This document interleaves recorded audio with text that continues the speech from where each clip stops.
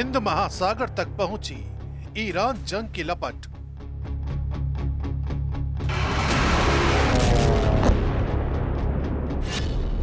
Diego Garcia base पर ballistic missile से प्रहार।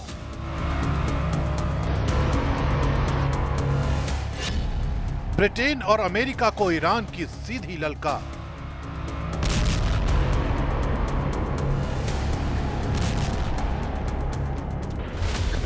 जिस बात से दुनिया दहशत में है वही घड़ी नजदीक आ रही है।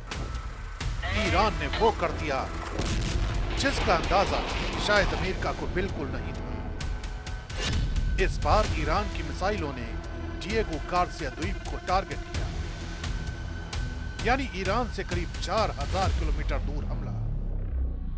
सीधे ब्रिटेन और अमेरिका को चुनौती। वॉल स्ट्रीट जर्नल की रिपोर्ट के मुताबिक ईरान ने अपनी लंबी दूरी के बैलिस्टिक मिसाइल प्लेटफॉर्म का इस्तेमाल किया।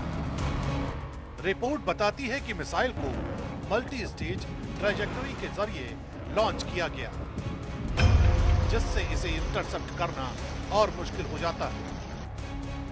ऑपरेशन के दौरान 2 इंटरमीडिएट रेंज बैलिस्टिक मिसाइलें दागी गई, लेकिन बताया जा रहा है कि इनमें से एक मिसाइल उड़ान के दौरान ही फेल हो गई, जबकि दूसरी को अमेरिकी जंगी जहाज से दागे गए इंटरसेप्टर ने हवा में ही नष्ट कर दिया। यानी हमला हुआ लेकिन टारगेट तक नहीं पहुंचा।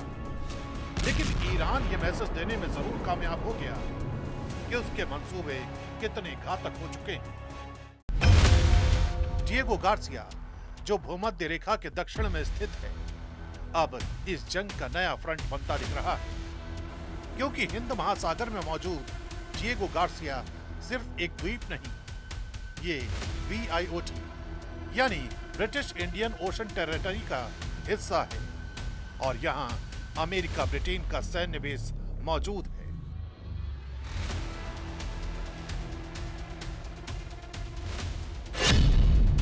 यहाँ लंबी रनवे वाली एयरफील्ड है, जहाँ B-2, B-52 और B-1 जैसे स्ट्रेटेजिक बॉम्बर विमान आसानी से ऑपरेट कर सकते हैं और सीधे लंबी दूरी के हमले कर सकते हैं। गहरे पानी वाला ये पोर्ट एयरक्राफ्ट कैरियर और परमाणु सबमरीन तक को संभालने में सक्षम है। यहाँ पहले से ईंधन, हथियार और सैन्य साजो सामान का विशाल स्टॉक मौजूद रहता है, ताकि किसी भी वक्त ऑपरेशन शुरू किया जा सके। सैटेलाइट कम्युनिकेशन, स्पेस ट्रैकिंग और इंटेलिजेंस सिस्टम इसे एक ऐसा कमांड सेंटर बनाते हैं जहां से पूरी जंग को कंट्रोल किया जा सके। यही वजह है कि डिएगो गार्सिया को हिंद महासागर में अमेरिका की सबसे बड़ी रणनीतिक ताकत माना जाता है।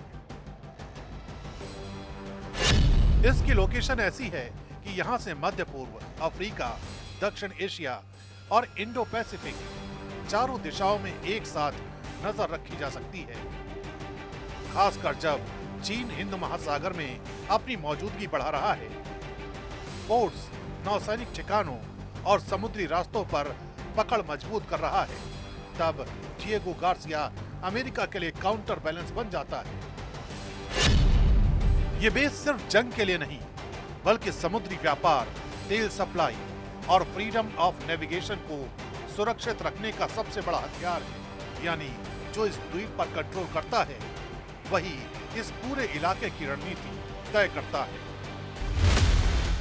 डिएगो गार्सिया एक अनसिंकेबल एयरक्राफ्ट कैरियर के तौर पर काम करता है, यानी एक ऐसा एयरक्राफ्ट कैरियर जो कभी डूब नहीं सकता। अमेरिकी नौसेना इसे फुटप्रिंट ऑफ फ्रीडम कहती है, क्योंकि इसका आकार पैर के निशान जैसा है। इसे 99 साल की लीज पर अमेरिका ब्रिटेन के नियंत्रण में रखा गया है।